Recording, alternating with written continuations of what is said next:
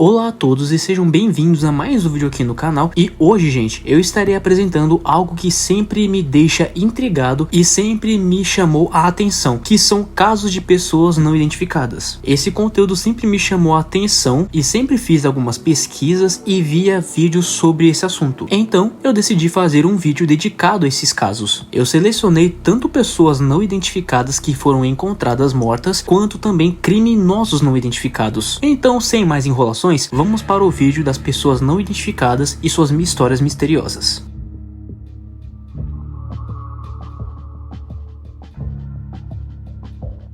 E só mais um aviso, gente, esse vídeo vai ter algumas imagens que podem ser consideradas chocantes e com temas bem pesados e bem delicados. Então, gente, por favor, se vocês são sensíveis a esse tipo de conteúdo, de crimes, casos reais, ou são principalmente menores de 18 anos, eu recomendo vocês não verem esse vídeo. Caso vocês continuem a ver esse vídeo, a responsabilidade é de vocês, que basicamente eu já dei esse aviso. Então, gente, sem enrolações, vamos lá.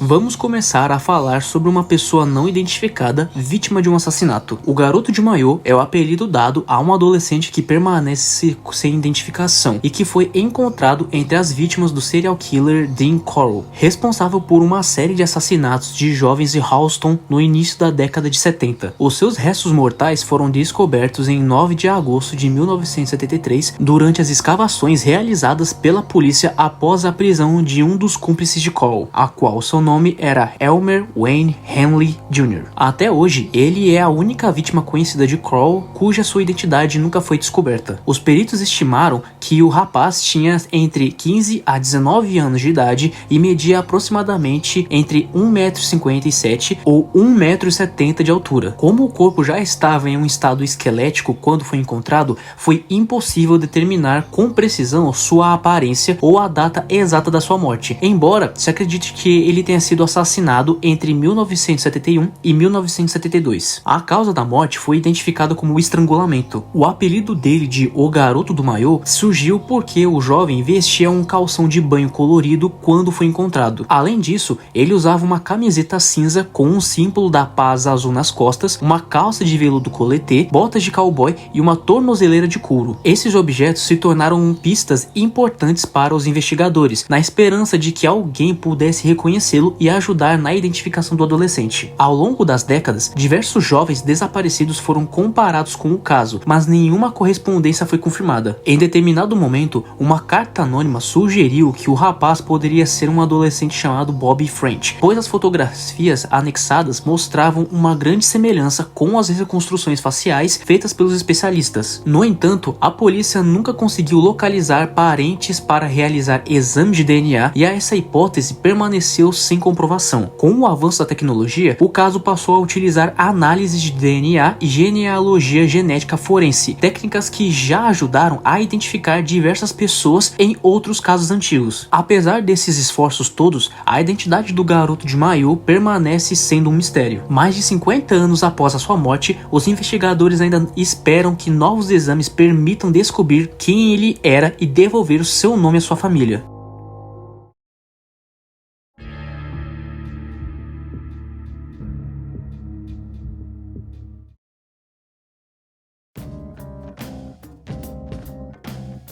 Robert Cooper é o nome falso usado pelo principal suspeito do assassinato de Albert Kidd, um dos crimes não solucionados mais brutais dos Estados Unidos. Até hoje, ninguém sabe quem ele realmente era e sua verdadeira identidade permanece um mistério. Em 2004, Albert colocou um quarto de sua casa na cidade de Aurora, do Colorado, para alugar. Um homem se apresentou como Robert Cooper, fornecendo documentos falsificados e referências aparentemente legítimas para convencer Kidd de que ele era um bom inquilino.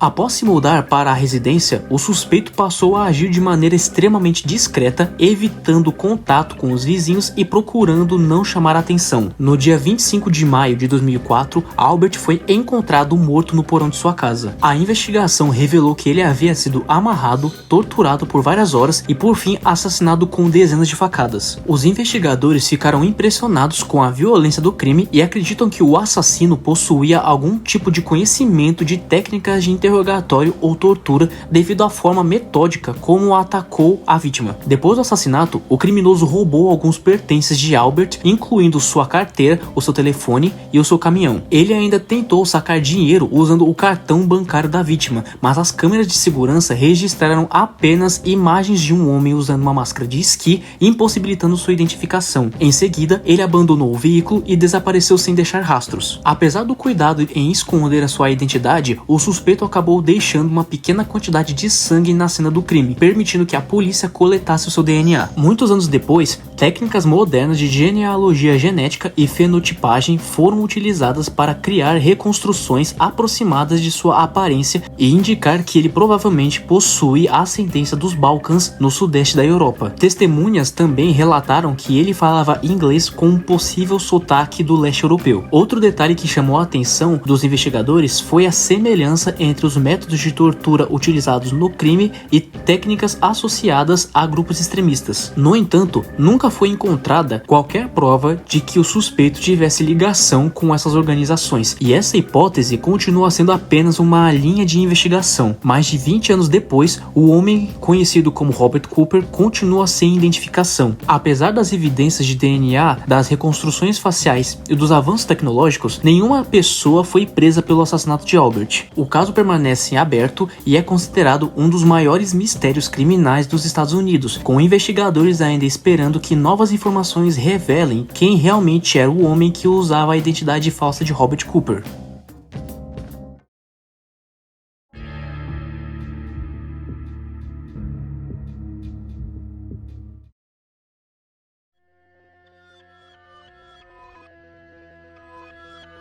Vamos agora para um caso japonês. Tonari Yamamoto é o nome provisório atribuído a um homem cuja verdadeira identidade nunca foi descoberta. O seu corpo foi encontrado em 21 de abril de 1996 em um bosque de bambu na cidade de Ichikai, no Japão. O apelido não era o seu nome real, mas surgiu por causa das palavras Tonari e Yamamoto que estavam escritas na etiqueta de sua calça. Os investigadores acreditam ter sido marcada por uma lavanderia. A descoberta ocorreu quando 5 estudantes voltaram da escola e perceberam uma grande bolsa para futon abandonada nas margens da estrada. O objeto emitia um forte odor, despertando a curiosidade do grupo. Ao mexerem na bolsa com um galho, uma mão humana apareceu por um rasgo no tecido. Assustadas, as crianças chamaram um morador que imediatamente acionou a polícia. A investigação revelou que a vítima era um homem asiático de aproximadamente 40 a 50 anos de idade, com cerca de 1,80 m de altura e um peso em torno de 58 quilos. O corpo já estava em um avançado estado de decomposição, indicando que ele havia morrido entre 1 e 2 meses antes de ser encontrado. Os peritos observaram dentes quebrados e hematomas na região das costas, sinais que sugeriam que ele poderia ter sofrido algum tipo de violência. No entanto, devido ao estado do corpo, não foi possível determinar a causa exata da morte. O homem estava bem vestido com roupas de boa qualidade, incluindo blazer, camisa jeans, gravata e roupas íntimas de marcas caras, mas estava completamente descalço. Isso levou os investigadores a acreditar que ele talvez tivesse sido morto em outro local e transportado até o bosque para que o seu corpo fosse abandonado. A forma como o cadáver foi descartado também fez a polícia suspeitar que o responsável não conhecia bem a região. Durante anos, a principal pista foi a etiqueta da calça. Inicialmente, acreditava-se que Tonari Yamamoto pudesse ser o nome da vítima. Porém, em 2017, investigadores localizaram lavanderias que reconheceram aquele tipo de etiqueta,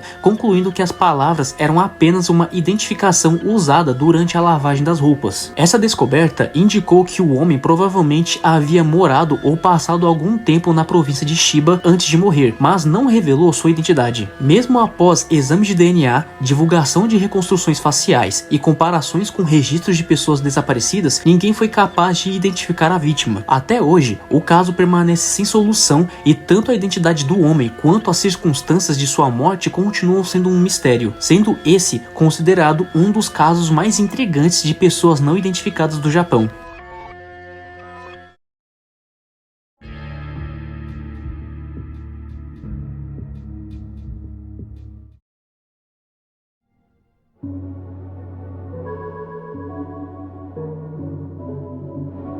Elaine Parent, conhecida também como a Assassina Camaleão, foi uma criminosa, golpista, ladra de identidades e assassina norte-americana. Ela ganhou fama por sua incrível habilidade de assumir novas identidades e mudar completamente a sua aparência para escapar da polícia, tornando-se uma das fugitivas mais procuradas dos Estados Unidos durante as décadas de 90 e início dos anos 2000. O passado de Elaine é envolto em mistério. Embora afirmasse ter nascido em Nova York, nunca foi encontrada nenhuma certidão de nascimento que comprovasse a sua identidade. Ao longo da vida, ela contava histórias diferentes sobre a sua origem, dizendo ser sul-africana, australiana ou até mesmo uma exilada soviética. Investigadores acreditam que boa parte de sua biografia foi inventada para dificultar qualquer tentativa de rastreá-la. O seu crime mais conhecido ocorreu em 1990. Uma funcionária de banco chamada Beverly Ann McGovern publicou um anúncio procurando uma colega de quarto para dividir o apartamento. Elaine respondeu ao anúncio usando o nome falso de Alice. Após se mudar para o apartamento e conquistar a confiança de Beverly, ela a assassinou brutalmente. O corpo de Beverly foi encontrado semanas depois em um canal da Flórida, decapitado e mutilado com as mãos removidas para dificultar a identificação. Mesmo assim, uma pequena tatuagem que permaneceu intacta e registros odontológicos permitiram que a polícia identificasse a vítima.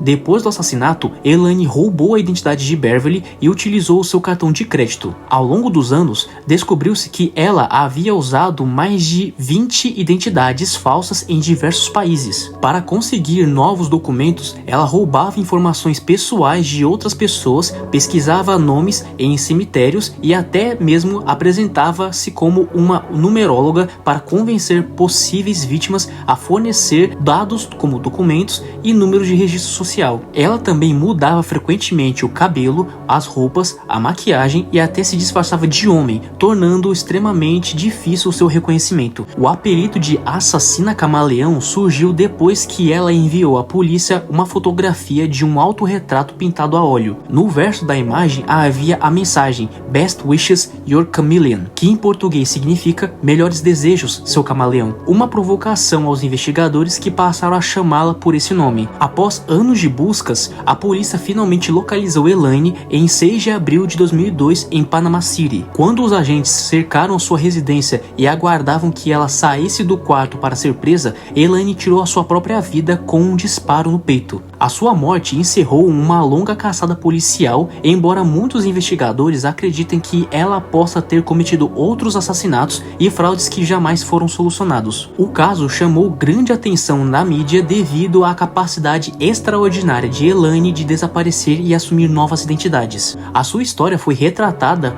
em programas de crimes reais e documentários, permanecendo como um dos exemplos mais famosos de uma fugitiva especializada em roubo de identidades e disfarces.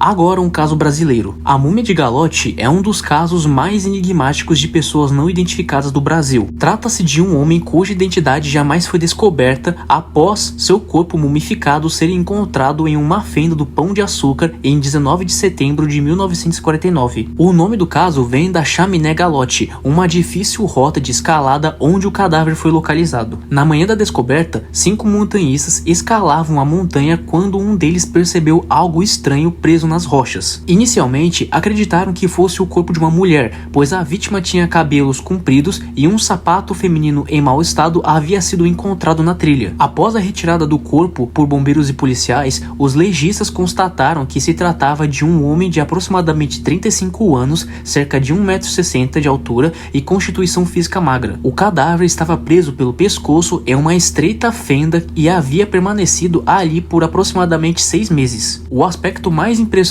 era o estado de conservação. Em vez de se decompor normalmente, o corpo havia sido naturalmente mumificado. Os especialistas concluíram que a combinação de maresia da Baía de Guanabara, do calor e da circulação de ar retirou a umidade do cadáver, retardando assim a sua decomposição. Não foram encontrados sinais de tiro, facada, fraturas ou outras evidências claras de violência. Como a vítima não carregava documentos e ninguém apareceu para reconhecê-la, a sua identidade identidade nunca foi descoberta. Após algum tempo, o corpo acabou sendo enterrado como um indigente. Diversas hipóteses surgiram ao longo dos anos. Alguns acreditam que ele poderia ter cometido suicídio ou sofrido um acidente durante uma tentativa de escalar a montanha. Outros sugerem que fosse um morador de rua ou um eremita que vivia na região. Há ainda uma teoria mais recente, proposta pelo cineasta que produziu um documentário sobre o caso, de que a vítima poderia ser uma pessoa trans em fuga de violência, embora não exista qualquer prova que confirme essa possibilidade. Mais de 7 décadas depois, a múmia de Galotti continua sem nome e sem uma explicação definitiva sobre como aquela pessoa chegou até um local tão difícil de acessar ou como morreu. O caso permanece como um dos maiores mistérios forenses da história brasileira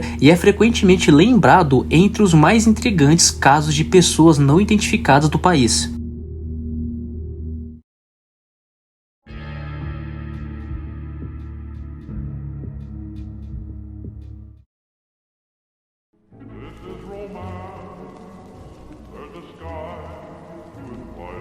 Bible John foi o apelido dado a um serial killer jamais identificado que aterrorizou a cidade de Glasgow, na Escócia, entre 1968 e 1969. O criminoso é considerado um dos maiores mistérios da história policial britânica, pois apesar de uma extensa investigação e de décadas de buscas, a sua identidade nunca foi descoberta. Acredita-se que ele tenha assassinado pelo menos 3 mulheres, sendo essas mulheres Patricia Docker, Jemima MacDonald e Helen Puttock. Todas haviam passado a noite no Barrowland Ballroom, um famoso salão de dança de Glasgow, antes de desaparecerem. Posteriormente, os seus corpos foram encontrados em diferentes locais da cidade. As investigações revelaram que elas foram espancadas, agredidas sexualmente e estranguladas. Além disso, o assassino levava algumas peças de roupas ou objetos pessoais das vítimas, comportamento esse que fez a polícia acreditar que ele havia guardado os itens dessas pessoas como troféus de seus crimes. O apelido de Bible John surgiu por causa do depoimento de Jean Langford, irmã de Helen Puttock e última pessoa conhecida a conversar com o suspeito. Ela contou que dividiu um táxi com a irmã e com um homem pouco antes do assassinato. Durante a viagem, ele fez diversas citações à Bíblia, criticou pessoas que bebiam álcool e afirmou que mulheres casadas não deveriam frequentar bailes. Como demonstrava um forte discurso religioso, a imprensa passou a chamá-lo de Bible John. Com base na descrição fornecida por Jean, a polícia produziu um retrato falado do suspeito. Ele foi descrito como um homem alto, bem vestido, educado, de cabelos castanhos avermelhados e uma aparência comum. O retrato foi amplamente divulgado, mas nenhuma identificação levou à prisão do criminoso. Nas décadas seguintes, vários homens foram apontados como possíveis suspeitos. O mais conhecido foi Peter Tobin, um serial killer escocês condenado por outros assassinatos. Algumas semelhanças entre os crimes levaram investigadores a considerar que ele poderia ser o Bible John, mas nunca foram encontradas provas suficientes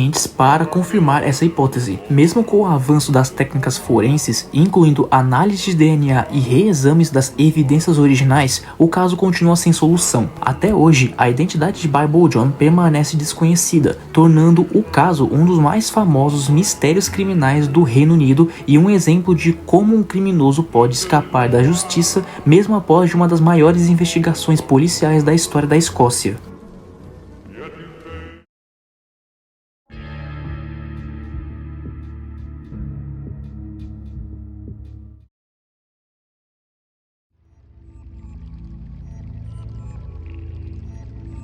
Ok, esse é para mim o mais impactante e excessivo de todos. Eu vou tentar ser o mais respeitoso possível e caso vocês não queiram ver esse tópico, eu deixarei uma minutagem para vocês poderem pular para o próximo. Então vamos lá. O Homem em Queda é o nome dado a uma das fotografias mais famosas e impactantes dos ataques de 11 de setembro. A imagem foi registrada pelo fotógrafo da Associated Press Richard Drew às 9h41 da manhã, mostrando um homem caindo da torre norte do World Trade Center depois que o prédio foi atingido por um dos aviões sequestrados. O homem retratado nunca foi oficialmente identificado. Ele estava preso em um dos andares superiores da torre norte, acima da área atingida pelo impacto. Naquele momento, centenas de pessoas ficaram isoladas pelo fogo intenso, pela fumaça e pelo calor extremo, sem qualquer rota de fuga. Muitos acabaram caindo ou se lançando das janelas na tentativa desesperada de escapar das chamas e conseguir respirar.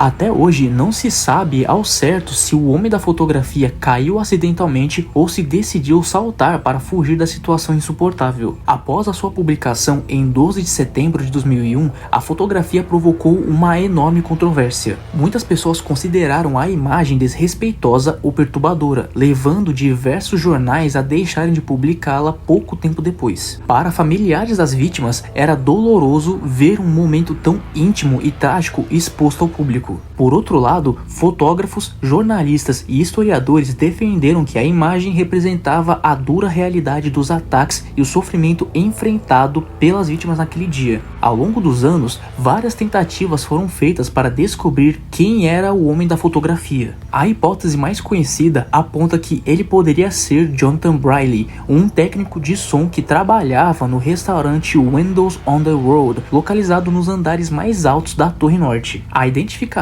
foi baseada em características físicas, roupas e o depoimento de familiares e colegas de trabalho. Entretanto, nunca houve confirmação oficial por meio de DNA ou outras evidências conclusivas, e a sua identidade permanece desconhecida até hoje. Hoje em dia, o Homem em Queda é considerado um dos registros fotográficos mais marcantes do século XXI. A imagem simboliza o desespero vivido pelas vítimas presas nas torres e continua sendo um poderoso lembrete do impacto humano dos atentados do 11 de setembro. Mesmo passados mais de 20 anos, ela ainda desperta debates sobre ética no jornalismo, memória histórica e a forma de como tragédias devem ser retratadas.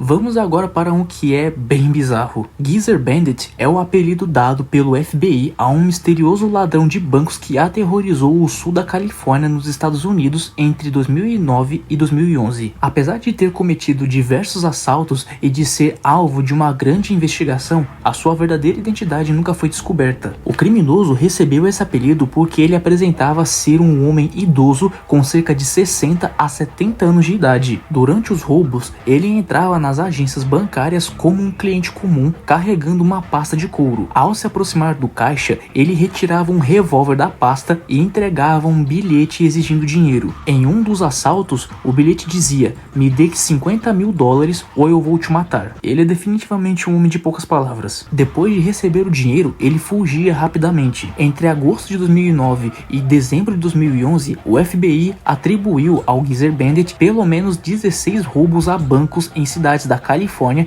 principalmente na região de San Diego. Apesar das câmeras de segurança registrarem as suas ações, nenhuma das investigações conseguiu identificá-lo. Um dos maiores mistérios do caso era a sua aparência. Embora aparecesse um senhor de idade, muitos investigadores acreditavam que ele era na verdade um homem mais jovem usando uma máscara de silicone extremamente realista para se disfarçar. Essa teoria ganhou força porque em uma das fugas ele correu com muita velocidade após uma cápsula de tinta explodir dentro da sacola de dinheiro, algo considerado incomum para alguém aparentemente tão idoso. O FBI chegou a consultar fabricantes de máscaras cinematográficas para avaliar essa possibilidade. O caso ganhou enorme repercussão na mídia americana. O assaltante apareceu no programa America's Most Wanted e o FBI ofereceu uma recompensa de até $20 mil por informações que levassem à sua prisão. Curiosamente, ele também ganhou uma pequena base de fãs na internet, com pessoas criando páginas e até camisetas inspiradas em suas imagens. É um pessoal que realmente não tem nada para fazer da vida mesmo. Mesmo após as autoridades sempre tendo reforçado que ele era um criminoso perigoso. Até hoje, o Geezer Bandit continua oficialmente foragido. Seu último roubo conhecido ocorreu em 2 de dezembro de 2011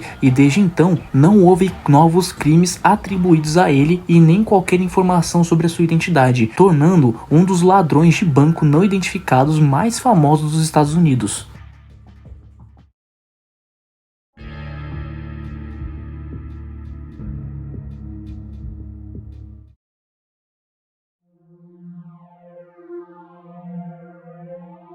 Essa aqui foi a vítima de um dos assassinatos mais misteriosos da história de Londres na era vitoriana. Em 11 de setembro de 1888, um braço e um ombro direitos foram encontrados às margens do rio Tamsa. Algumas semanas depois, em 2 de outubro, operários que construíam a nova sede da Polícia Metropolitana, o futuro New Scotland Yard, descobriram um pacote escondido em um porão. Dentro dele estava o torso de uma mulher envolto em um tecido. Mais tarde, em 17 de outubro, uma perna esquerda enterrada nas proximidades também foi localizada e confirmada como pertencente à mesma vítima. A cabeça e o restante dos membros jamais foi encontrado. Os médicos concluíram que a mulher tinha aproximadamente 24 anos ou mais, era alta para a época, media cerca de 1,70 m de altura, possuía pele clara, cabelos escuros e estava bem alimentada, indicando que ela provavelmente não vivia em extrema pobreza. As suas mãos não apresentavam sinais de trabalho pesado, sugerindo que ela não exercia ocupação braçal. Também foi constatado que ela provavelmente nunca havia tido filhos e sofria de uma inflamação grave em um dos pulmões, conhecida como pleurisia. O corpo havia sido desmembrado com grande precisão. O corte em um dos braços indicava que quem realizou a mutilação possuía certo conhecimento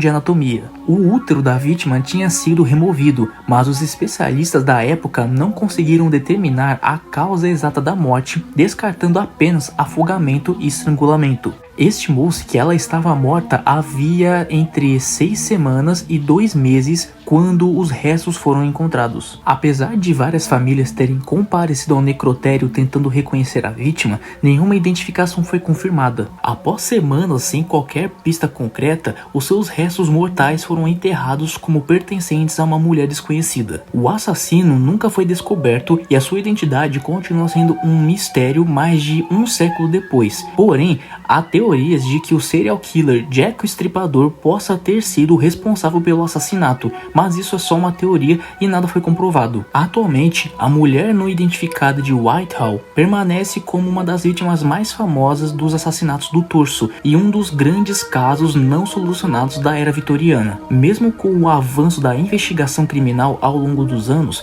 nunca surgiram provas suficientes para revelar quem ela era ou quem a matou.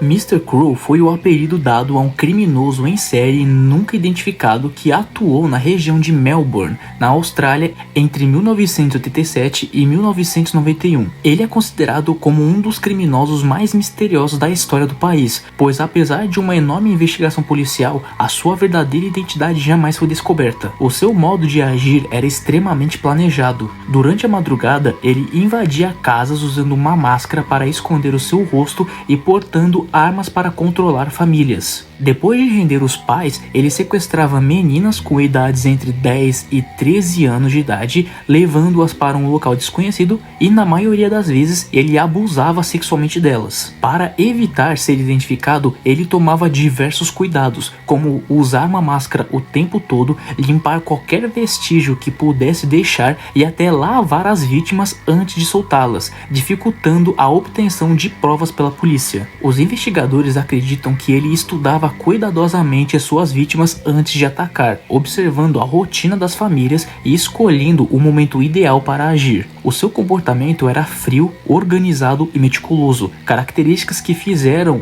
surgir o apelido de Mr. Cruel, que em português significa Senhor Cruel. Em um dos casos, testemunhas relataram que ele permaneceu calmo durante toda a ação, demonstrando grande controle da situação. O caso mais conhecido ligado ao criminoso foi o sequestro da adolescente Carmen Chan, de 13 anos, em 1991. Diferentemente das outras vítimas, ela nunca retornou para casa. O seu corpo foi encontrado meses depois em uma área rural e a polícia acredita que o Mr. Crow seja o principal responsável pelo assassinato, embora nunca tenha sido possível provar isso de forma definitiva. A investigação mobilizou milhares de policiais e analisou inúmeros suspeitos. Um detalhe importante fornecido pelas vítimas foi o som frequente de aviões sobrevoando o local onde eram mantidas, indicando que o cativeiro provavelmente ficava próximo a uma rota de pouso no aeroporto de Melbourne. Mesmo com essa pista e diversas outras evidências, o criminoso jamais foi localizado. Até hoje, o caso permanece sem solução e a identidade de Mr. Crow continua desconhecida, tornando-o um dos criminosos mais procurados e enigmáticos da história da Austrália. Décadas depois dos crimes, investigadores ainda recebem novas informações, mas nenhuma delas foi o suficiente para finalmente revelar quem era o homem por trás do apelido de Mr. Crow.